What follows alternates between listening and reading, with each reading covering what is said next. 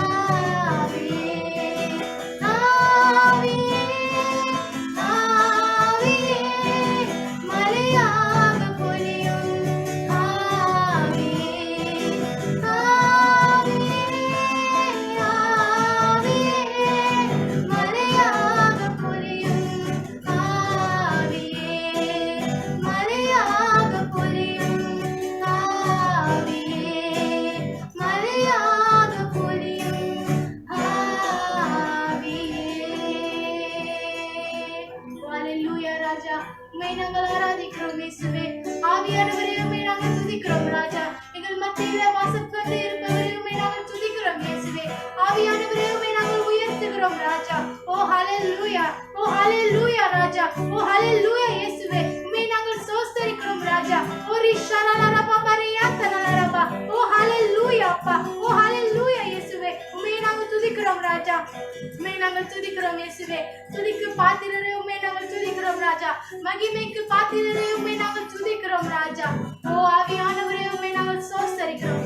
ஆவியானவரே உம்மை நாங்கள் நமஸ்கரிக்கிறோம் இயேசுவே. உம் பாதம் பணிந்து நாங்கள் ஆராதிக்கிறோம் ஆண்டவரே. எங்கள் மத்தியில் இருப்பவரே உமக்கு நன்றி அப்பா. இயேசுவே உமக்கு நன்றி ஆண்டவரே. உம்மை நாங்கள் துதிக்கிறோம் ராஜா. ஓ ஹalleluya ஆண்டவரே. உம்மை நாங்கள் துதிக்கிறோம். உம்மை நாங்கள் துதிக்கிறோம் ராஜா. இந்த நேரத்திலும் கருத்தில் நாங்கள் ஒப்பு கொடுக்கிறோம் ஆண்டவரே. மீண்டும் நீர் எங்களிடத்தில் பேசும்படியாக நாங்கள் ஜெபிக்கிறோம். உம்முடைய வார்த்தையின் மூலமா எங்களிடத்தில் நீர் பேசும்படியாக நாங்கள் ஜெபிக்கிறோம் ஆண்டவரே. இந்த நேரத்துக்காக நன்றி. எங்கள் மத்தியில நீர் இருப்பதற்காக நன்றி அப்பா. ஆண்டவரே உம்மை நாங்கள் துதிக்கிறோம். துதிக்க மகிமை உமக்கே மாற்றம் செலுத்தி இயேசுவின் நாமத்தில் ஜெபிக்கிறோம் நல்ல பிதாவே. ஆமென்.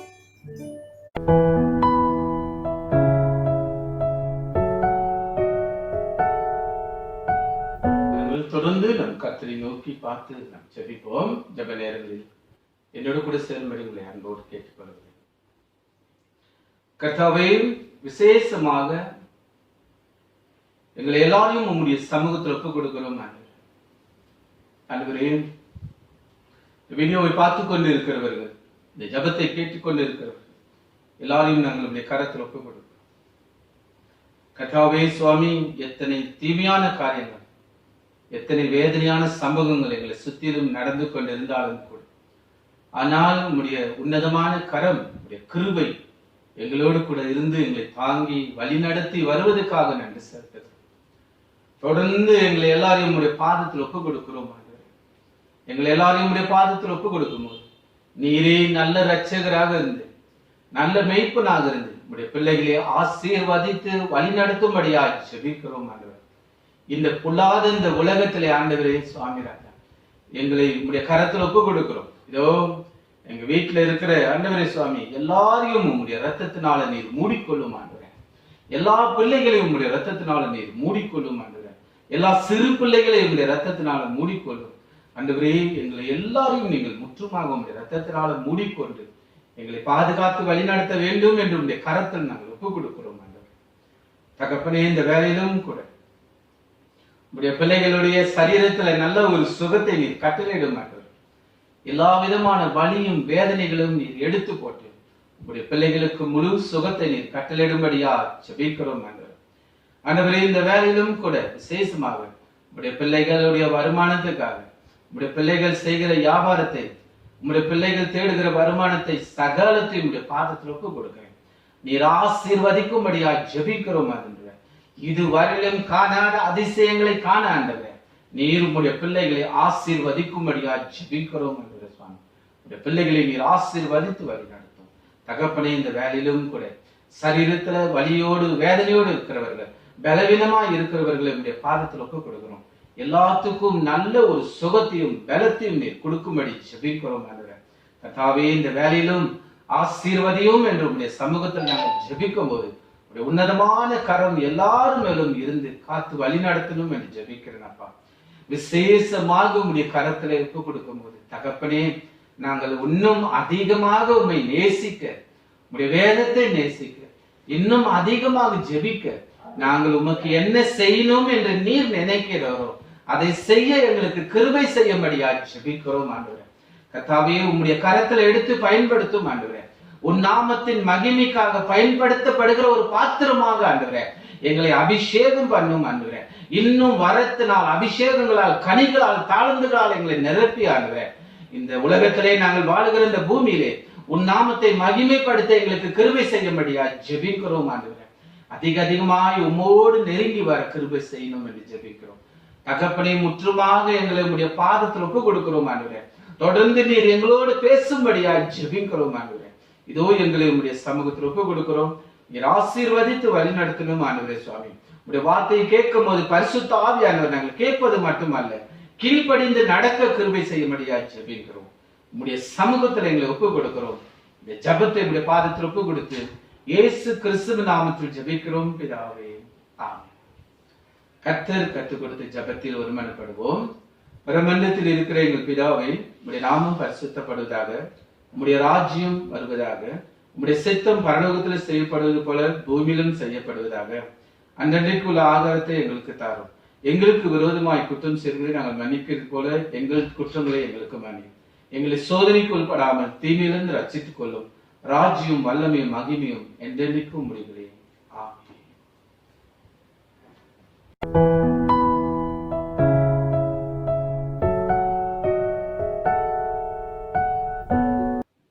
ஷலோம். கர்த்தருடைய பரிசுத்த நாமத்துக்கு மகிமை உண்டாவதாக. உங்கள் அனைவரையும் இந்த பெந்தகோஸ் ஞாயிறு ஆராதனைக்கு வாழ்த்து வரவேற்கிறோம். நம்ம TMC ஜிலாப்பாங் மற்றும் TMC தாசே மற்றும் இது வலைத்தளத்தில் போடுறதுனால, ஃபேஸ்புக்ல போடுறதுனால அநேகர் பார்த்து கொண்டு இருக்கிறீர்கள். உங்கள் அனைவருக்கும் இயேசு கிறிஸ்து நாமத்தில் வாழ்த்துதலை கொண்டு வருகிறேன். கர்த்தர் உங்களை ஆசீர்வதிப்பார். இன்னைக்கு நம்ம அறிந்த வண்ணமாக இன்னைக்கு நம்மளுக்கு பெந்தகோஸ் ஞாயிறாக இதை நம்ம அனுசரிக்க இருக்கிறோம். இந்த பெந்தகோஸ் ஞாயிறுன்னு சொல்லிட்டு நம்மளோட முக்கியமா இந்த மெயின் லைன் சர்ச்சஸ் சொல்லி இந்த மாதிரி சபைகளில் நம்ம அனுசரிக்கிறது நம்மளோட வழக்கமாக இருக்கிறது. இன்னைக்குள்ள செய்திக்கு கடந்து போகிறதுக்கு முன்பதாக எதற்காக இதை நம்ம அனுசரிக்கிறோம், இதோட டெபினேஷன் பொருள் என்னது, மற்றும் பழைய ஏற்பாடில் இதில் எப்படி அனுசரித்தார்கள், எதற்காக அனுசரித்தார்கள், அதோட பின்விளைவு தாக்கம் புதிய ஏற்பாடில் எப்படியாக வந்தது என்று சொல்லி ஒரு கண்ணோட்டத்தை பார்த்து விட்டு அதற்கப்புறம் இன்னைக்குள்ள செய்திக்கு கடந்து செல்லலாம் என்று நான் ஆசைப்படுகிறேன். முதலாவது உங்களோட சொல்லி கொள்ள ஆசைப்படுகிறேன். பெந்தகோஸ்ட் என்றால் என்ன? பெந்தகோஸ்ட் இப்படி இந்த ஒரு பண்டிகை நம்ம புதிய ஏற்பாடில் அப்போஸ்தலர் நடபடிகள் 2வது அதிகாரத்துக்கு பின்பு நம்ம பார்க்கலாம். பெந்தகோஸ்ட் என்று ஒரு பண்டிகை யூதர்கள் அனுசரித்தார்கள் என்று நாம் பார்க்கிறோம். இது புதிய ஏற்பாடில் புதிதாக வந்த ஒரு பண்டிகை அல்ல. இது பழைய ஏற்பாடில் யூதர்கள் காலகாலமாக என்னைக்கு தேவனாகிய கர்த்தர் மோசேயின் இடத்தில் பண்டிகையை கொடுத்து அவர் கட்டளைகளை பிறப்பித்தாரோ அதுல இருந்து இந்த யூதர்கள் அனுசரித்த ஒரு பண்டிகை தான் இந்த பண்டிகை. யூதர்கள் நீங்க பாத்தீங்கன்னா முக்கியமா 7 பண்டிகைகள் இருக்குது. முக்கியமா அவங்களுக்கு 7 பண்டிகைகளுக்கு முதல் பண்டிகை பாஸ்ஓவர், பஸ்கா பண்டிகை என்று சொல்வார்கள். பின்பு அன்லீவன் பிரெட் என்று புளிப்பில்லா அப்ப பண்டிகை இது 2வது பண்டிகை. மூன்றாவதாக அசைவாட்டும் பண்டிகைன்னு இருக்கிறது. 4வதாக முக்கியமான பண்டிகை தான் ஷவ்யோத். பழைய ஏற்பாடில் ஷவ்யோத் என்று சொல்வார்கள். தமிழில் நம்ம பார்த்தோம்னா அறுவடை பண்டிகை. இந்த அறுவடை பண்டிகை தான் பழைய ஏற்பாடில் கொண்டாடப்பட்ட இந்த அறுவடை பண்டிகையை தான் புதிய ஏற்பாடில் அந்த கிரேக்க பதத்தில் மாற்றும் பொழுது அது பெந்தகோஸ் என்று சொல்லப்படுகிறது. பெந்தகோஸ் இந்த வார்த்தை எப்படி வந்தது என்றால் கிரேக்க பதம், கிரேக்க வார்த்தையில் பெந்தகோஸ்தே என்றால் 50வது என்ற அர்த்தம், 50th என்று அர்த்தம். இது எப்படி வந்தது என்றால் யூதர்கள் அவங்க பஸ்கா பண்டிகை ஆரம்பிப்பார்கள். அதுக்கப்புறம் அவங்க அன்லீவன் பிரெட் அந்த புளிப்பிலா அப்பம் பண்டிகை வரும். அதுக்கு மறாத நாள் அவங்களுக்கு அசைவாட்டும் பண்டிகை வரும். இந்த 3 பண்டிகை தொடர்ச்சியாக வந்த பிறகு அவர்கள் என்ன பண்ணுவார்கள் என்றால் 7 ஓய்வு நாள், 7 திங்கள் 7 ஓய்வு நாளை அவர்கள் கணக்கில் எடுத்து அந்த 7 ஓய்வு நாள் முடிந்த பிறகு மறாத நாளை வருவதுதான் அவர்கள் இந்த அறுவடை பண்டிகை, இந்த ஷவ்யோத் என்று அழைப்பார்கள். அதுதான் இந்த புதிய ஏற்பாடில் பெந்தகோஸ்ட் 50th அப்படின்ற ஒரு நாளை அவர்கள் அனுசரிக்கிறதை நாம் பார்க்கிறோம். இதை நீங்க எங்க வாசிக்கலாம் என்றால் லேவியராகமம் 23வது அதிகாரம் வசனங்கள் 15 தொடங்கி 22 வரை. இதை நீங்க முழுதாக நீங்க வாசித்தீர்களா? இதுல இந்த அறுவடை பண்டிகை, இந்த பெந்தகோஸ்ட் என்று சொல்லப்படுகிற இந்த பண்டிகையை பத்தி அவங்க தெளிவாக போட்டிருப்பார்கள், எழுதப்பட்டிருக்கும். இது எதற்கு நான் உங்களுக்கு சொல்கிறேன் என்றால் புதிய ஏற்பாடை நாம் வாசிக்கும் பொழுது எதற்காக இந்த இப்படிப்பட்ட பண்டிகையை கொண்டாடினார்கள் என்று நாம் யோசிக்கும் பொழுது அதில் உள்ள பல அர்த்தங்கள், பல ரகசியங்கள் ஆவியானவர் நம்மளுக்கு விளக்க மிகவும் உதவியாக இருக்கும். இதை குறித்து நம்ம இன்னைக்கு பார்க்க போகிறோம். புதிய ஏற்பாடில் இயேசு கிறிஸ்து பரம் ஏறின பிறகு யூதர்கள் கூடி அவர்கள் கொண்டாடின இந்த பெந்தகோஸ்ட் எப்படிப்பட்ட ஒரு பெந்தகோஸ்ட் ஆக இருந்தது என்று சொல்ல நம்ம பார்க்க இருக்கிறோம். இன்னைக்கு செய்திக்கு செல்வதற்கு முன்பதாக வாருங்கள் நம் தலைகளை வணங்கி ஜெபம் பண்ணி ஆரம்பிப்போமாக. ஜெபிப்போம். எங்களை அதிகமாக நேசிக்கிற எங்கள் தேவாதி தேவனை நாங்கள் ஸ்தோத்திரிக்கிறோம் அப்பா. இதோ சுவாமி, இன்னைக்கு உங்களுடைய சன்னிதானத்தில் நாங்கள் கூடி வந்திருக்கிறோம் ஆண்டவரே, குடும்பமாக கூடி வந்திருக்கிறோம் அப்பா. நீர் எங்களோடு பேசுமாறு நாங்கள் ஜெபிக்கிறோம். ஆவியானவரே, சத்தியத்தின் தேவன் ஆவியானவர் நீர் எங்களோடு பேசுமாறு நாங்கள் ஜெபிக்கிறோம் ஆண்டவரே. வேதத்தினுடைய ரகசியத்தை தகப்பனே எங்களுக்கு வெளிப்படுத்தும் அப்பா. நீர் எங்களோடு அதிகமாக பேசும். எது நாங்கள் கற்றுக்கொள்ள வேண்டும், எது நாங்கள் மாற்றிக்கொள்ள வேண்டும் அப்பா, எது நாங்கள் ஆண்டவர் இன்னும் வளர வேண்டும் என்று எங்களோடு பேசுமா நாங்கள் ஜெபிக்கிறோம். ஆவியானவர் இந்த முழு நேரத்தை உங்களுடைய கர்த்தனாங்கள் ஒப்புக் கொடுக்கிறோம். தேவனை நீர் பொறுப்படுத்திக் கொள்ளும் சுவாமி. என்னை மறைத்து ஆண்டவரே உங்களுடைய வார்த்தை மாத்திரம் ஆண்டவரை பிரசங்கிக்கப்பட வேண்டும் அப்பா. நீர் வழி நடத்தும் ஆசீர்வதியும். சகலத்தையும் எங்கள் இயேசு கிறிஸ்து நாமத்தில் வேண்டி கேட்கிறோம் பரிசுத்தம் ஒரு நல்ல பிதாவே. ஆமென். நான் முன்னே உங்களுக்கு சொன்ன விதமாக தான் இயேசு பரமேறின பிறகு அவர்கள் யூதர்களும் மற்றும் சீஷர்களும் கொண்டாடின பெந்தகோஸ்து குறித்து தான் இன்னைக்கு நாம் பார்க்க போகிறோம். என்னோட முதலாவது நாம் பார்க்க இருக்கிறது பரிசுத்த ஆவியினால் பலன் அடைவது. பரிசுத்த ஆவியினால் பலன் அடைவது, receiving the power of the holy spirit. இது நம்ம எங்க பார்க்கலாம் என்றால் லூக்கா எழுதின சுவிசேஷம் 24வது அதிகாரம் வசனம் 49. லூக்கா 24 வசனம் 49. Luke 24 verse 49. லூக்கா 24ஆம் அதிகாரம் வசனம் 49. என் பிதாவே வாக்குத்தத்தம் பண்ணினதை இதோ நான் உங்களுக்கு அனுப்புகிறேன். நீங்களோ உன்னதத்தில் இருந்து வரும் பல நாள் தரிப்பிக்கப்படும் வரைக்கும் எருசலேம் நகரத்தில் இருங்கள் என்றார். Luke chapter 24 verse 49. I am going to send you what my Father has promised, but stay in the city until you have been clothed with the power from on high. லூக்கா இந்த 24வது அதிகாரத்தை நம்ம வாசிக்கும் பொழுது நம்ம என்ன காரியத்தை பார்க்கலாம் என்றால், இயேசு இறுதியாக கடைசி நாள் அவர் பரமேறுவதற்கு முன்பதாக 11 சீஷர்களை அவர் அழைத்து சேர்த்து கொண்டு அவரோடு சொன்ன காரியத்தை நம்ம இங்கே பார்க்கலாம். அவர் அழகான ஒரு இது நம்ம அப்போஸ்தலர் 1:8 நம்ம பார்க்கலாம். ஆனா நான் ஏன் அப்போஸ்தலர் 1:8 எடுக்கலன்னா, இங்க பயன்படுத்தப்பட்ட ஒரு அழகான வார்த்தை எனக்கு மிகவும் பிடித்தது. அதனாலதான் நான் இந்த வார்த்தையை நான் எடுத்துக்கொண்டேன். நீங்க மறுபடியும் லூக்கா 24:49 நீங்க பாத்தீங்கன்னா, இயேசு கிறிஸ்து அவர்களை நோக்கி என்ன சொல்கிறார் என்றால், சீஷர்கள் நீங்கள் என்ன பண்ணுங்க, எருசலேமுக்கு போய் அங்க காத்திருங்க, அப்பொழுது நான் ஆவியானவரை அனுப்புவேன். ஆவியானவர் என்ன பண்ணுவார் என்றால், ஆவியானவர் உங்களை தரிப்பிக்கும்படி ஆங்கிலத்தில் endure அப்படின்னு போடு. தரிப்பிக்கும்படி என்றால் இந்த வார்த்தையா எனக்கு மிகவும் பிடித்தது என்று நான் சொன்னேன் என்றால், தரிப்பிக்கும்படி அப்படி என்ன அர்த்தம்னா, நம் சட்டையை வைத்திருக்கிறோம், சட்டை என் கையில இருக்குது, அந்த சட்டையை நான் உங்களுக்கு தரிப்பிக்கிறேன், உங்களுக்கு உடுத்தி விடுறேன், உங்களுக்கு நான் போத்தி விடுறேன், அதான் அர்த்தம். ஆனா நீங்க அந்த அப்போஸ்தலர் 1:8 நீங்க பாத்தீங்க என்றால் இந்த காரியம் எழுதப்படவில்லை. அங்க என்ன போட்டிருக்குன்னா, நீங்க போய் அங்க காத்திருங்க, ஆவியானவர் வருவார் அப்படிதான் சொல்லி போட்டிருக்குது. எனக்கு பிடித்த காரியம் எதுக்கு நான் சொன்னேன் என்றால், பாருங்க, இயேசு கிறிஸ்து ஆவியானவரை பற்றி சீஷர்களுக்கு அறிமுகம் படுத்தும் பொழுது, அவரோட வல்லமையை கொடுத்து அறிமுகம் படுத்தும் பொழுது அவர் சொன்ன காரியம், ஆவியானவர் வருவார், அவர் உங்களை என்ன பண்ணுவாரா, அவரோட பலத்தினால் தரிப்பிப்பார், உடுத்தி விடுவார் என்று சொன்னதை நாம் பார்ப்போம். பாத்தீங்கன்னா, ஒரு மனுஷனோட இறுதியாக சொன்னப்பட்ட வார்த்தை மிகவும் முக்கியம். ஒரு மனுஷன் இந்த பூமியில வாழும் பொழுது அவர்கள் பல வார்த்தைகள் பேசியிருக்கலாம், ஆனால் இறுதியாக அவர்கள் சொல்லுகிற வார்த்தை மிகவும் அவசியம். அதே போல்தான் இயேசு கிறிஸ்துவின் இறுதி வார்த்தை அப்படியாக தான் இருந்தது. இயேசு கிறிஸ்துவின் இறுதி வார்த்தை எப்படி இருந்தது என்றால், நீங்கள் எருசலேமுக்கு போய் அங்க காத்திருங்கள், ஆவியானவர் வருவார், அவர் உங்களுக்கு தரிப்பிக்கப்படுவார் என்று சொல்லி போட்டிருக்கிறதை நாம் பார்ப்போம். சீஷர்கள் என்ன பண்ணினார்கள்? மறுபடியும் நம்ம அப்போஸ்தலர் 2வது அதிகாரத்துக்கு வரும்பொழுது, சீஷர்களும் இயேசு கிறிஸ்து சொன்ன வார்த்தைக்கு கீழ்ப்படிந்து எருசலேமுக்கு சென்று அங்க அவர்கள் காத்திருந்தார்கள். இயேசு சொன்ன வார்த்தை நிறைவேறும்படியாக அப்போஸ்தலர் 2வது அதிகாரம் வசனம் 4 நாம் பார்க்கும்படியாக அவர்கள் அங்கே காத்திருந்தார்கள். இப்ப என் கேள்வி என்னவென்றால், இன்னைக்கு உங்களுக்கும் எனக்கும் ஆவியானவர் இருக்கிறார். நம் இருதயத்தில் ஆவியானவர் இருக்கிறார். ஆவியானவர் நம்மை தரிப்பிக்கிறாரா? தரிப்பித்துக் கொள்ளப்பட்டிருக்கிறோமா? நாம் தரிப்பித்துக் கொள்ளப்பட்டிருக்கிறோமா? அவர் வல்லமையில் நாம் செயல்படுகிறோமா? ஆவியானவர் வல்லமையில் நாம் செயல்படுகிறோமா என்று இந்த ஆவியானோட வல்லமையை குறித்து நாம் பார்க்கும் பொழுது, எங்கே நம்ம இன்னும் தெளிவாக ஆவியானோட வல்லமையை குறித்து நம்ம எங்க இன்னும் அதிகமாக தெளிவாக நாம் பார்க்கலாம் என்றால், லூக்கா 4வது அதிகாரம் வசனம் 19. லூக்கா 4வது அதிகாரம் வசனம் 19. Luke chapter 4 verse 19. லூக்கா 4ஆம் அதிகாரம் 14ஆம் வசனம். பின்பு இயேசு ஆவியானவருடைய பலத்தினாலே கலிலேயாவுக்கு திரும்பி போனார்.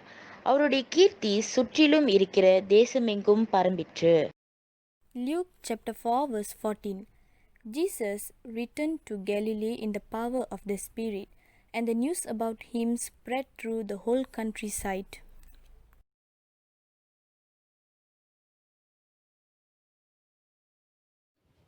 இந்த லூக்கா 4வது அதிகாரம் வசனம் 19 அந்த முழு அதிகாரத்தை நீங்கள் வாசித்தார்கள் உங்களுக்கு தெரியும். இயேசு கிறிஸ்து ஞானஸ்நானம் எடுத்த பிறகு ஆவியானவரினால் அவர் வந்து வனாந்தரத்தில் வந்து வழிநடத்தப்படுவார், வனாந்தரத்துக்கு செல்வார். அப்புறம் அங்க நம்ம வாசிச்சிருக்கோம், நமக்கு அனைவருக்கும் தெரியும், பிசாசானவன் வருவான், இயேசுவை வந்து அவன் வந்து சோதிப்பான். சோதித்த பிறகு அந்த வசனத்தை இந்த லூக்கா 4:19 நீங்க வாசிக்கும் பொழுது அந்த சோதனை இயேசு கிறிஸ்து கடந்து வந்த பிறகு, ஜெயித்து வந்துட்ட பிறகு அங்க என்ன எழுந்திருக்குன்னா, இயேசு ஆவியானவருடைய பலத்தினால், இயேசு கிறிஸ்து ஆவியானவருடைய பலத்தினால் அவர் கடந்து சென்றார் என்று. பாருங்க, இன்னைக்கு நீங்களும் நானும் ஆவியானவர் நமக்குள்ள இருக்கிறார், ஆவியானவர் நமக்குள்ள இருக்கிறார்.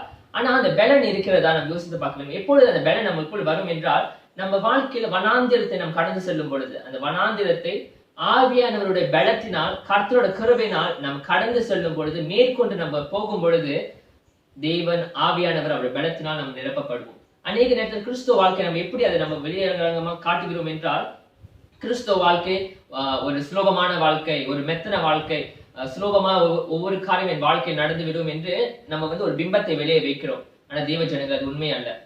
கிறிஸ்துவ என்று சொல்லுகிற நீங்களும் நானும் நம்மளுக்குள் பல பிரச்சனைகள் இருக்கு, பல கடினமான பாதைகளை நாம் கடந்து போய் கொண்டிருக்கிறோம். இந்த கடினமான பாதையில் ஆவியானவர் நம்ம நோக்கி பார்க்கும் பொழுது அவர் நம்மளுக்கு பலன் தருகிற கர்த்தராக இருக்கிறார். அந்த பலனில் நாம் தரித்து நடக்கும் பொழுது, ஒவ்வொரு இந்த டெம்டேஷன், ஒவ்வொரு இந்த ட்ரையல், எப்படி இயேசு கிறிஸ்து அதை ஜெயித்து வரும் பொழுது ஆவியானவர் பலத்தினால் அவர் கடந்து வந்தாரோ, அதே போல் நாம் கடந்து வரும் பொழுதும் தேவ ஜனங்களை ஆவியானவர் நம்மளை பலப்படுத்துகிறவர்களாக இருக்கிறார். நம்ம இப்படிப்பட்ட காரியத்திலிருந்து நம்ம வரும் பொழுது நம்மளுக்குள் ஒரு மாற்றத்தை நம்ம பார்க்கலாம். எப்படி இயேசு கிறிஸ்து ஆவினால் பலன் அடைந்தாரோ, இன்னைக்கு நீங்களும் நானும் பலன் அடைகிறோம்.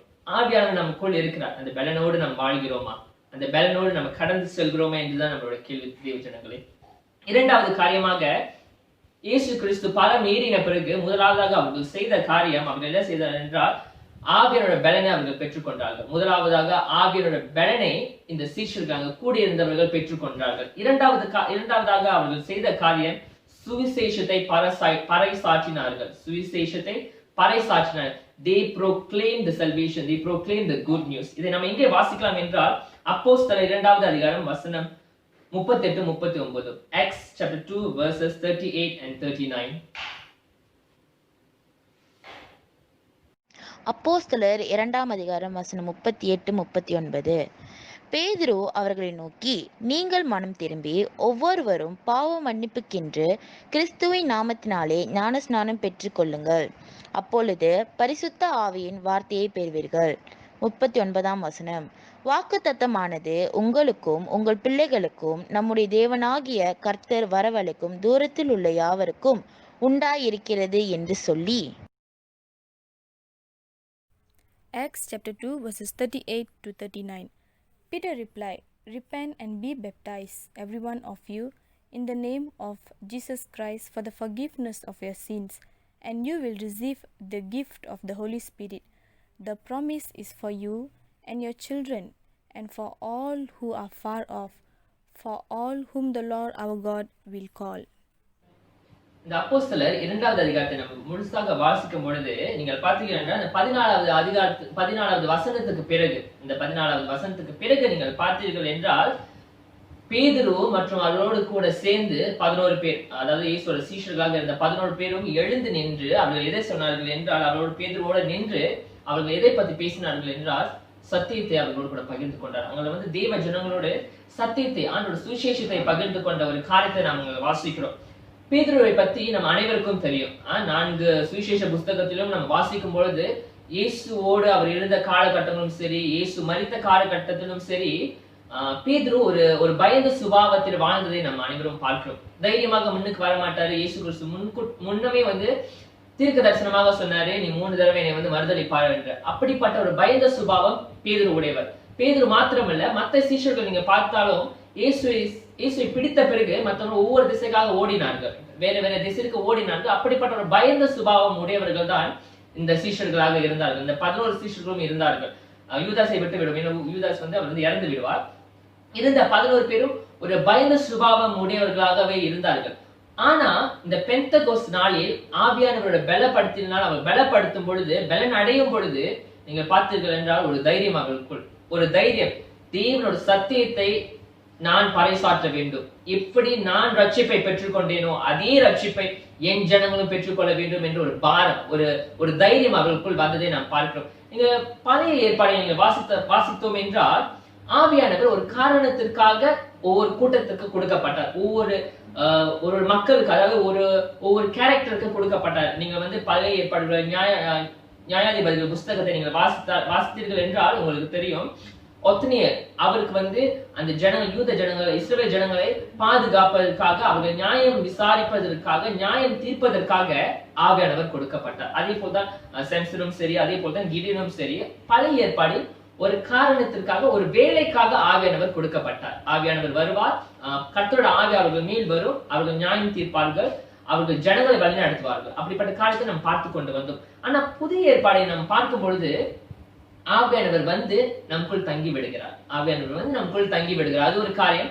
மற்றும் ஆவியானவர் நம் வாழ்க்கை, என் வாழ்க்கையிலும் சரி, உங்கள் வாழ்க்கையிலும் சரி, பழைய புதிய ஏற்பாடை நாம் வாசிக்கும் பொழுது ஆவியானவர் தான் நம் வாழ்க்கையில் சகல காரியங்களும் செய்கிறார். இன்னைக்கு நீங்களும் நானும் இயேசு கிறிஸ்துவை அறிந்து கொண்டோம் என்றால், இயேசு கிறிஸ்துவை தெரிந்து கொண்டோம் என்றால், இயேசு கிறிஸ்துவை ஏற்றுக்கொண்டோம், இதற்கு காரணம் ஆவியானவர். ஆவியானவர் தான் நமக்குள் இந்த செயல்படுகிறார். நம் வேதத்தை வாசிக்கிறோம், வேதத்துடைய ரகசியங்களை ஆவியானவர் நம்மளிடம் விளக்குகிறார். இதெல்லாம் ஆவியானவர் செயல். இதெல்லாம் செயல் இருக்கும் பொழுது ஆவியானவருக்கு மிக இன்னொரு முக்கியமான செயலும் இருக்கிறது. பாருங்க, ஆவியானவர் உங்களுக்கும் எனக்குள் வரும் பொழுது நம்ம என்ன பண்ணிக்கிறோமா, சத்தியத்தை, சுவிசேஷத்தை பறைசாற்றுகிறோம். அதுதான் இந்த சீஷர்கள் செஞ்சார்கள். அதுதான் இந்த சீஷர்கள் செய்தார்கள். 11 சீஷரோடு சேர்ந்து பேதுருவும் என்ன செய்தார்கள் என்றால், இத்தனை காலம் பயந்த சுபாவத்தோடு வாழ்ந்த பேதுரு ஆவியானவர் பலப்படுத்தின பிறகு அவர் எழுந்து நின்று ஒரு தைரியத்தோடு இயேசு கிறிஸ்து பத்தி சொல்கிறார். இத்தனை காலமாக மறைந்து இருந்த பேதுரு இயேசு கிறிஸ்து யார் என்று அங்குள்ளவர்களுக்கு விளக்கிறதை நாம் பார்க்கிறோம். தெய்வ ஜனங்களே, இன்னைக்கு நமக்குள் ஆவியானவர் இருக்கிறார் என்று நாம் சொல்கிறோம். ஆவியானவர் பலன் நமக்குள் இருக்கிறது என்று சொல்கிறோம். நாம் சுவிசேஷத்தை பகிர்ந்து கொண்டு இருக்கிறோமா? சுவிசேஷத்தை பகிர்ந்து கொண்டு இருக்கிறோமா? இன்னைக்கு நீங்களும் நானும் சுவிசேஷத்தை பகிர்ந்து கொள்ளாமல் இருக்கிறோம் என்றால், ஒரு தைரியத்தோடு சத்தியத்தை பகிர்ந்து கொள்ளாமல், சுவிசேஷத்தை பகிர்ந்து கொள்ளாமல் இருக்கிறோம் என்றால், நம் வாழ்க்கையில் ஒரு பெரிய கேள்விக்குறி இருக்கிறது. ஒரு பெரிய கேள்வி நாம் கேட்க வேண்டும். என் ஆவியானவர் என் கூட பலப்படுத்தப்பட்டிருக்கிறாரா என்று. தெய்வ ஜனங்களே, புதிய ஏற்பாடில் பெந்தெகோஸ்தே நாளில் ஆவியானவர் பலன் அடைந்த பிறகு பேதுரும் மத்த சீஷர்களும் எழுந்து நின்று, இயேசு கிறிஸ்து யார்? இயேசு கிறிஸ்து தேவன், இயேசு கிறிஸ்து ராஜன், உங்களுக்காகவும் எனக்காகவும் மரித்த இஸ்ரவேலின் ராஜா என்று அவர்கள் சொன்னதை நாம் பார்க்கிறோம். தேவ ஜனங்களே, இன்னைக்கு அதே தைரியம் உங்களுக்கும் எனக்கும் இருக்குதா? இருக்க வேண்டும், கண்டிப்பாக இருக்க வேண்டும். ஏன் என்றால் ஆவியானவர் உங்களுக்குள்ளும் எனக்குள்ளும் இருக்கிறார். பலன் அடைந்த ஆவியானவர் உங்களுக்குள்ளும் எனக்குள்ளும் இருக்கிறார். அது இரண்டாவது காரியம். முதலாவது காரியம் நான் உங்களிடம் சொன்னேன், அந்த முதல் பெந்தெகோஸ்து, அதாவது இயேசு கிறிஸ்து பரமேறின பிறகு பெந்தெகோஸ்து அதுக்கப்புறம் என்ன அனுபவித்தார்கள் என்றால், ஆவியானவர் பலன் அடைதலை அவர்கள் பெற்றுக்கொண்டார்கள். They received the power of the Holy Spirit. இரண்டாவதாக நான் சொன்னது, they proclaimed the gospel, they proclaimed the salvation. அவர்கள் சுவிசேஷத்தை பறைசாற்றினார்கள் என்று. மூன்றாவது காரியம், அவர்கள் எதை செய்தார்கள் என்றால், அறுவடை செய்தார்கள். இதை நம்ம எங்கே பார்க்கலாம் என்றால், அப்போஸ்தலர் 2வது அதிகாரம் வசனம் 41. அப்போஸ்தலர் 2ஆம் அதிகாரம் வசனம் 41. அவருடைய வார்த்தையை சந்தோஷமாய் ஏற்றுக்கொண்டவர்கள் ஞானஸ்நானம் பெற்றார்கள். அன்றைய தினம் ஏறக்குறைய 3000 பேர் சேர்த்து கொள்ளப்பட்டார்கள். Acts chapter 2 verse 41. Those who accepted his message were baptized, and about 3000 were added to their number that day. நான் இன்னைக்குள்ள செய்திக்கு வர்றதுக்கு முன்பதாக முதலாவதாக அந்த இன்ட்ரோடக்ஷன் நான் வந்து சொன்னேன். இஸ்ரவேல் ஜனங்கள், யூத ஜனங்கள், அவர்கள் இருந்த 7 பண்டிகை நான் சொன்னேன். இந்த 7 பண்டிகைகளில் 3 பண்டிகைகள் வந்து அவர்கள் யாத்திரை பண்டிகை என்று சொல்வார்கள், பில்கிரிமேஜ் ஃபீஸ்ட் அப்படின்னு. இதை வந்து நீங்க எங்க வாசிக்கலாம் என்றால், யாத்திராகமம் 23வது அதிகாரம் வசனங்கள் 17 தொடங்கி 17 வரை. Exodus chapter 23 verses 14 to 17. நீங்க பாத்தீங்கன்னா, பிதாவான தேவன் மோசே மூலியமாக இஸ்ரவேல் ஜனங்களை பார்த்து சொல்வார், நீங்க ஒரு ஆண்டுக்கு 3 யாத்திரை பண்டிகைகள் நீங்க கொண்டாட வேண்டும். 3 பண்டிகைகள் நீங்க யாத்திரையாக எருசலேமுக்கு நீங்க வர வேண்டும். நீங்க எந்த இடத்துல இருந்தாலும் இந்த 3 பண்டிகைக்கு நீங்க என்ன பண்ணணும்னா, எருசலேமில் உள்ள தேவாலயத்திற்கு வந்து நீங்க தேவன் முன்பதாக நீங்க வந்து வரணும் அப்படின்னு சொல்லி நம்ம பார்க்கணும். அந்த 3 பண்டிகை வந்து பஸ்கா பண்டிகை, இரண்டாவது ஷபியோத் அதாவது பெந்தெகோஸ்து பண்டிகை, மூணாவது சுக்கோத்னு ஒரு பண்டிகை இருக்குது. சுக்கோத் பண்டிகை என்றால் கூடார பண்டிகை என்று தமிழில் சொல்வார்கள். Sukkot, feast of tabernacles. இந்த 3 பண்டிகைகளுக்கு கண்டிப்பாக இஸ்ரவேலில் உள்ள ஆண்கள் அவர்கள் என்ன பண்ண வேண்டும், இஸ்ரவேலில் உள்ள ஜனங்கள் அவர்கள் என்ன பண்ண வேண்டும் என்றால், தேவனிடத்தில் எருசலேம் ஆலயத்துக்கு வர வேண்டும். எதற்காக நான் உங்களுக்கு சொல்றேன்னா, நீங்க பாத்தீங்கன்னா இந்த அப்போஸ்தலர் 2:41 3000 பேர்கள் வந்து ஆண்டவரை ஏற்றுக்கொண்டார்கள். அவர்கள் ஆத்மா வந்து ஆண்டவரை ஏற்றுக்கொண்டது என்று நம்ம இந்த வசனத்தை வாசிக்கிறோம். யாருக்கிட்ட இந்த பேதுரு வந்து சுவிசேஷத்தை பகிர்ந்து கொண்டார்? இந்த 3000 பேர் எங்கிருந்து வந்தாங்க? அதுக்கு உங்களுக்கு நான் சொல்றதுக்கு தான் இந்த காரியத்தை நான் சொல்கிறேன். எதற்காக அவர்கள் வந்து இந்த 3000 பேர் எங்கிருந்து வந்தார்கள் என்று. இந்த 3000 பேர்கள், அதிகமான பேர்கள் வந்தார்கள். அந்த அதிகமான பேர்களில் 3000 பேர்கள் வந்து இயேசு கிறிஸ்துவை ஏற்றுக்கொண்டார்கள். இவர்கள் எங்கிருந்து வந்தார்கள்? நீங்க பாத்தீங்கன்னா சரித்திரத்தை, நீங்கள் பழைய ஏற்பாடு சரித்திரத்தை நம்ம வாசிக்கும் பொழுது 722 கிமு கிறிஸ்துவுக்கு முன்னாடி 722 ஆண்டில் அசிரியா ராஜ்யம் வந்து என்ன பண்றோம்னா வந்து எருசலேம் இஸ்ரவேல் ஜனங்களை வந்து சிறைப்படுத்திடுவார்கள். அப்ப வந்து இஸ்ரவேல் ஜனங்கள் வந்து ரெண்டு ராஜ்யமா வந்துடும். வடக்கு ராஜ்யம் ஒன்று இருக்கும், தெற்கு ராஜ்யம் ஒன்று இருக்கும். அந்த வடக்கு ராஜ்யத்தில் 10 கோத்திரங்கள் இருந்தார்கள். தெற்கு ராஜ்யத்தில் மற்ற 2 கோத்திரம், யூதா கோத்திரம், பெஞ்சமின் கோத்திரம் கீழே இருப்பார்கள். இந்த மேலுள்ள வடக்கு ராஜ்யத்தை இந்த அசீரியார்கள் என்ன பண்ணிடுவாங்கன்னா சிறைப்பிடித்து அவர்களை பிடித்து அவர்கள் வந்து வேற வேற தேசத்துக்கு வந்து அனுப்பிவிடுவார்கள். வேற வேற தேசத்துக்கு வந்து அவங்க வந்து ஓடி விடுவார்கள். அதுக்கப்புறம் என்ன நடக்கும்னா, வேற வேற தேசத்துக்கு போன யூதர்கள் தான் இந்த பண்டிகையை கொண்டாடுவதற்காக புதிய ஏற்பாடில் அவர்கள் மறுபடியும் எங்க வருகிறார்கள்? எருசலேமுக்கு வருகிறார்கள். ஏன் எருசலேமுக்கு வருகிறார்கள்? ஏன்னா அவர்கள் அந்த 3 பில்கிரிமேஜ் நான் சொன்னேன்னா 3 பில்கிரிமேஜ் ஃபீஸ்ட் அதற்கு கொண்டாடுவதற்காக இவர்கள் மறுபடியும் எருசலேமுக்கு வருகிறார்கள். இவர்களை பார்த்துதான் இவர்களுக்கு தான் நம் பேதுரு வந்து பிரசங்கம் பண்ணினார். யூதர்களுக்கு தான், அதாவது வேற வேற தேசத்தில் அந்நியர்களாக வாழ்ந்து கொண்டிருக்கிற இஸ்ரவேல் ஜனங்கள் மறுபடியும் அவர்கள் தேசத்துக்கு வரும் பொழுது அவர்கள் தான் இந்த நம்மளோட பேதுரு வந்து சுவிசேஷத்தை இயேசு கிறிஸ்துவை குறித்து பகிர்ந்து கொண்டார். பகிர்ந்து கொண்டு பாருங்க, பகிர்ந்து கொண்டு ரொம்ப காலம் ஆகல. இயேசு கிறிஸ்து ஆவியால் பலப்படுத்தப்பட்டார். அதே அன்னைக்கு அவர் எழுந்து நின்று சத்தியத்தை பகிர்ந்து கொண்டார், சுவிசேஷத்தை அவர்களோடு பகிர்ந்து கொண்டார். அதே அன்னைக்கு ஆன் தி சேம் டே 3000 பேர்கள் ஏற்றுக்கொண்டார்கள். அவர் வேற மேஜிக் பயன்படுத்தல, அவர் வந்து வேற ஸ்கீம் பயன்படுத்தல, அவர் வேற மெத்தட் இப்படி செய்யணும் அப்படி செய்யணும், அவர்கள் ஏற்றுக்கொள்வார் இவர்கள் ஏற்றுக்கொள்வார் என்று அவர்கள் இவர் எதையும் செய்யல. அவர்கள் செய்த ஒரே காரியம் என்னவென்று தெரியுமா? அதான் வந்து இந்த 2வது அதிகாரத்தில் நீங்கள் 17வது வசனத்திலிருந்து வாசித்தீர்கள் என்றால் உங்களுக்கு தெரியும். வார்த்தை, தேவனுடைய வார்த்தையை மறுபடியும் அவங்களுக்கு விளக்கி சொன்னார்கள். நீங்க பாத்தீங்கன்னா அவங்க பேசின வார்த்தை, அவர்கள் பயன்படுத்தின வார்த்தை எல்லாமே யோவேல் புஸ்தகத்திலிருந்து அவர்கள் பேசினார்கள். யோவேல் புஸ்தகத்தில் இயேசு கிறிஸ்துவை பற்றி எப்படி எழுந்திருக்கிறது சொல்லி அவர்களிடம் விளக்கினார்கள். 2வதாக சங்கீதம் புஸ்தகத்தில் இயேசு கிறிஸ்துவை பற்றி என்ன போட்டிருக்கிறது அப்படின்னு சொல்லி பேசினார்கள். தேவ ஜனங்களே, அன்றைய காலத்தில் அந்த பெந்தெகோஸ்து அன்னைக்கு பேதுரு வந்து புது காரியத்தெல்லாம் அவர் பயன்படுத்தல. அவர் பயன்படுத்தின ஒரே மெத்தட் மறுபடியும் வேத வார்த்தையை அவர்களிடம் தெளிவுபடுத்தினார்கள். வேத வார்த்தை தெளிவுபடுத்தின பிறகு 3000 பேர் ஆண்டவரை ஏற்றுக்கொண்டார்கள். தேவ ஜனங்களே, இன்னைக்கு நீங்களும் நானும் ஆண்டோட வார்த்தையை முழுமையாக நாம் வைத்துக் கொண்டிருக்கிறோம். முழுமையாக வேத வசனத்தை நம் கைகளில் இருக்கிறது, நாம் வாசித்துக் கொண்டிருக்கிறோம். இன்னைக்கு இப்படிப்பட்ட காரியம் வேலை செய்கிறதா? நம்மளால அந்த வேதத்தோட ரகசியத்தை பிற இடத்துக்கு கொண்டுட்டு போய் நம்மளால சொல்ல முடிகிறதா? சத்தியத்தை வேதத்தில் உள்ளது மாத்திரம் சொல்லி போய் நம்மளால சத்தியத்தை பகிர்ந்து கொள்ள முடிகிறதா? அநேக நேரத்தில் நம்மளால செய்ய முடியாத காரணம் ஏனென்றால் நம்மளே வேதத்தை வாசிக்காமல் இருக்கிறோம். நான் முதல் 2வது காரியத்தை சொன்னது, சுவிசேஷத்தை அவர்கள் என்ன பண்ண பறைசாற்றினார்கள். நீங்களும் நானும் இன்னைக்கு சுவிசேஷத்தை பறைசாற்ற வேண்டும் என்றால், அறுவடையை நம்ம வந்து பார்க்க வேண்டும் என்றால் நமக்கு சத்தியம் தெரிய வேண்டும். தேவ ஜனங்களே, நம் வேதத்தை வாசிக்க வேண்டும். அநேக நேரத்தில் நம் வேதத்தை வாசிக்காதனால் நம்மளுக்கு வந்து அந்த வேதத்தோட ரகசியங்களையும் வேதத்தில் உள்ள அந்த பலனும் அந்த பவரையும் வந்து நம்ம வந்து பார்க்க மறந்து விடுகிறோம். நம்மளால கொண்டுட்டு போய் சேர்க்க முடியாது. தேவ ஜனங்களே, அறுவடை நீங்களும் நானும் பார்க்க வேண்டும் என்றால் அதுக்கு ஒரே ரகசியம், நாம் வேதத்தை வாசிக்க வேண்டும், நாம் வேதத்தை அறிந்து கொள்ள வேண்டும். எப்படி பேதுரு வந்து யோவேல் புஸ்தகத்தில் உள்ள இயேசு கிறிஸ்துவை காலத்தை பேசினாரோ, எப்படி சங்கீதத்தில் உள்ள இயேசு கிறிஸ்துவை அவர்கள் விளக்கினாரோ, அதே போல இன்னைக்கு நீங்களும் நானும் நம் ஜனத்திற்கு, நம் சுத்தி வாழ்பவர்களுக்கு இயேசு கிறிஸ்துவை பற்றி நாம் பேச வேண்டும். தேவ ஜனங்களே, வேதத்தில் இயேசு கிறிஸ்துவை பற்றி பேசுகிற காரியத்தை அவர்களிடத்தில் கொண்டு போய் நாம் சேர்க்க வேண்டும். நான் உங்களோட 3 காரியத்தை பகிர்ந்து கொண்டேன். 3 காரியத்தை நான் பகிர்ந்துக்கிறேன். முதலாவதாக, இயேசு கிறிஸ்து பரமேறின பிறகு அவர்கள் கொண்டாடின முதல் பெந்தெகோஸ்து நாளில் அவர்கள் வந்து ஆவியானவர் பலனடையல் பெற்றுக்கொண்டார்கள். இரண்டாவதாக, அவர்கள் அந்த ஆவியானவர் பலனடையல் பெற்றுக்கொண்ட உடனே அவர்கள் என்ன பண்ணாங்க? சுவிசேஷத்தை பகிர்ந்து கொண்டார்கள். மூன்றாவதாக, அவர்கள் அறுவடை பண்ணினார்கள். இன்னைக்கு நீங்களும் நானும் இன்றைக்கு நம்ம வந்து பெந்தெகோஸ்தை கொண்டாடி கொண்டிருக்கிறோம், பெந்தெகோஸ்தை உபசரித்துக் கொண்டிருக்கிறோம். அதை நாம் எப்படி உபசரித்துக் கொண்டிருக்கிறோம்? நமக்குள்ள ஆவியானவர் இருக்கிறார். அந்த ஆவியானவர் எப்படி செயல்பட்டுக் கொண்டு இருக்கிறார்? பலனுடன் நாம் வைத்திருக்கிறோமா? நாம் சத்தியத்தை பகிர்ந்து கொண்டு இருக்கிறோமா? நம்ம அறுவடையை நம்ம செய்து கொண்டு இருக்கிறோமா? தேவ ஜனங்களே, நீங்கள் இப்ப பாத்தீங்கன்னா யூதர்கள் ஆவியானவர் இல்லாமல் இந்த காலத்தில் ஷப்யோத் என்ற பண்டிகை கொண்டாடி கொண்டு இருக்கிறார்கள்.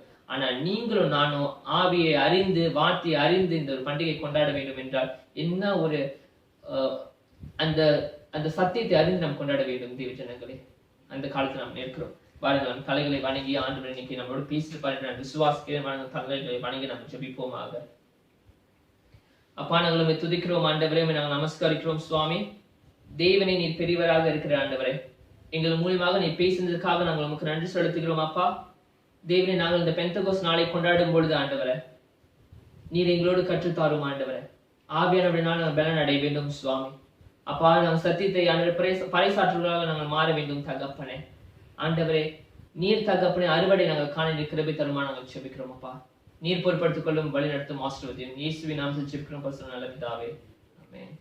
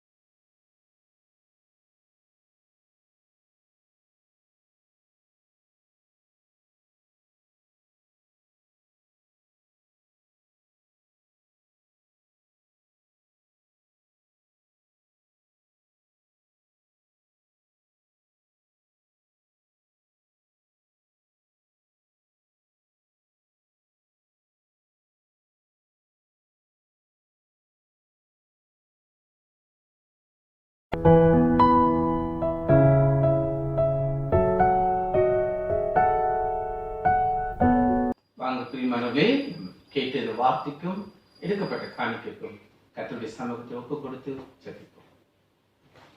கர்த்தாவே, இந்த வேலையிலும் கூட நாங்கள் கேட்டு உடைய பிரசங்கத்தின்படி பரிசுத்த ஆவியானவருடைய விசேஷத்தை நாங்கள் கேட்டோம். எங்களுக்கு நீர் அவசியமாக இருக்கிறீர். உடைய மகிமை, உடைய மகத்துவம், உடைய பிரசனம் சதா காலமும் எங்களை தாங்கி வழி நடத்தணும். கர்த்தாவே, எங்களை ஒப்பு கொடுக்கிறோம். பரிசுத்த ஆவியானவரே, எங்களுடைய பலவீனங்கள் எல்லாவற்றையும் நீர் எடுத்துக்கொண்டு உங்களுடைய உன்னத பலத்தினால் எங்களை நிரப்பி ஆண்டவரே சுவாமி, நீர் எங்களை தொடர்ந்து உங்களுடைய நாமத்தின் மகிமைக்காக பயன்படுத்தும்படி எங்களை எல்லாரையும் நாங்கள் உங்களுடைய சமூகத்தில் ஒப்பு கொடுக்கிறோம். எடுக்கப்பட்ட காணிக்கைக்கு நாங்கள் நன்றி செலுத்தி உம்முடைய பிள்ளைகளை நாங்கள் ஆசீர்வதிக்கிறோம். தொடர்ந்து உம்முடைய ராஜ்யத்துக்குரிய காரியங்களை, உம்முடைய காரியங்களை செய்ய உம்முடைய காணிக்கை கொண்டு உம்முடைய ஊழியங்களை அதிகமாக செய்ய எங்களுக்கு கிருபை செய்யணும் என்று ஜெபிக்கிறோம். எங்களை நாங்கள் உம்முடைய பாதத்தில் ஒப்புக் கொடுக்கிறோம். தொடர்ந்து ஆசீர்வதித்து வழி நடத்தும் என்று எங்கள் ஆண்டவரும் இரட்சகருமாகிய இயேசு கிறிஸ்துவின் நாமத்தில் ஜெபிக்கிறோம் பிதாவே. ஆமென். ஆசீர்வாதம் பெற்றுக்கொள்வோம். கர்த்தராகிய இயேசு கிறிஸ்துவின் கிருபையும் பிதாவாகிய தேவனுடைய அன்பும் பரிசுத்த ஆவியானவருடைய அந்யோன்ய ஐக்கியமும் என்றும் என்றும் சதா காலமும் நம்மோடு கூட இருந்து நம்மை காத்து வழிநடத்த கடவுது. ஆமென். என் ஆத்துமாவே கர்த்தரை சோஸ்திரி, என் முழு உள்ளமே பரிசுத்த நாமத்தை சோஸ்திரி. என் ஆத்துமாவே கர்த்தரை சோஸ்திரி, கர்த்தர் செய்த சகல உபகாரமும் மறவாதே. ஆமென். Thank you. God bless you.